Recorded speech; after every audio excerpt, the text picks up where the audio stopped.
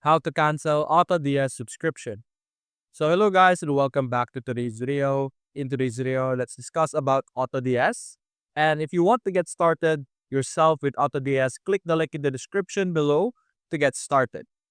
So over here on our screen, as you can see, we're currently in our AutoDS. And what we're going to do is we're going to click on our settings over here on the bottom left. After that, in this page, you will be able to see our different settings option over here. So simply navigate to plans and add-ons option over here. And in this page, this is where you will be able to find your plan that you currently have.